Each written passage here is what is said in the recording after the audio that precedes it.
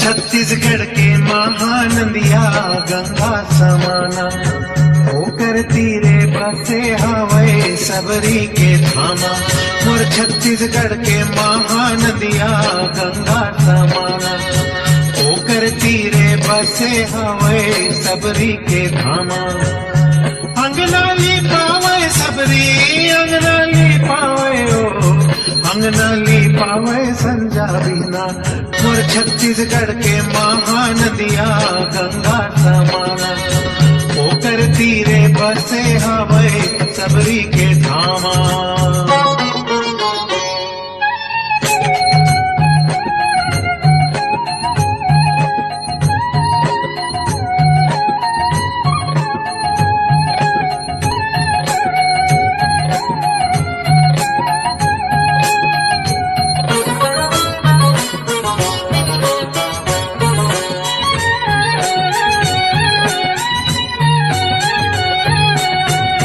जगन्नाथ जी पुरी माँ एक दिन भोग कछु नहीं खावाए। वही दिन सबरी नारायण माँ प्रभु ला भोग लगावाए। जय बोलो जगन्नाथ स्वामी, जय बोलो जगन्नाथ स्वामी, जय बोलो जगन्नाथ स्वामी, जय बोलो जगन्नाथ स्वामी। जगन्नाथ जी पुरी माँ एक दिन भोग कछु नहीं खावाए। वही दिन सबरी नारायण माँ प्रभु ला भोग लगावाए।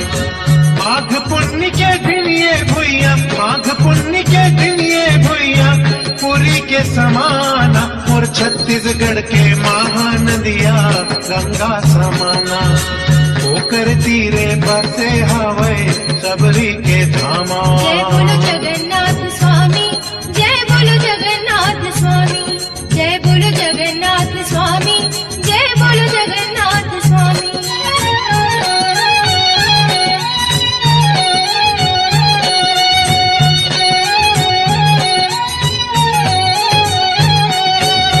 ज्वाजल्य के जांजगीर माँ बैठे विष्णु भगवन। सबरी नारायण नर नारायण राजिम राजीव लोचन। जय बोलो शबरी नारायण, जय बोलो शबरी नारायण, जय बोलो शबरी नारायण, जय बोलो शबरी नारायण। महानदी हसदेव तीर माँ भुइया जत को पावन। मेघा बोले देवी गाथा तुलसी जय रामायण।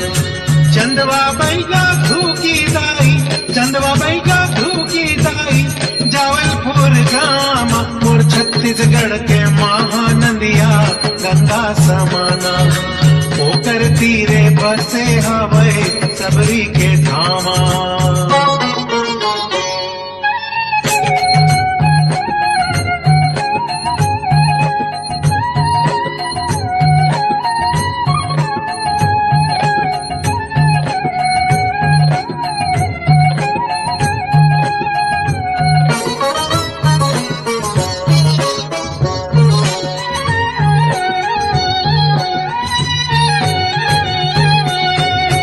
जांजगीर नजीक में जंगल मेघा मुनि के ठिया।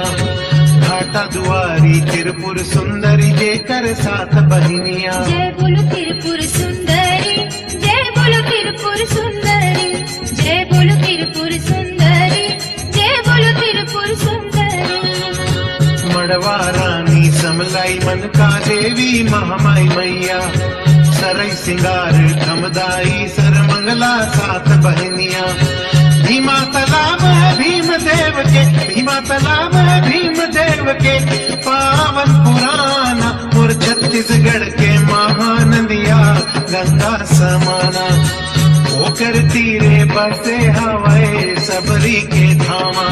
और छत्तीसगढ़ के महानदिया गंगा समाना होकर तीरे बसे हवे सबरी के धामा। अंगनाली पावे सबरी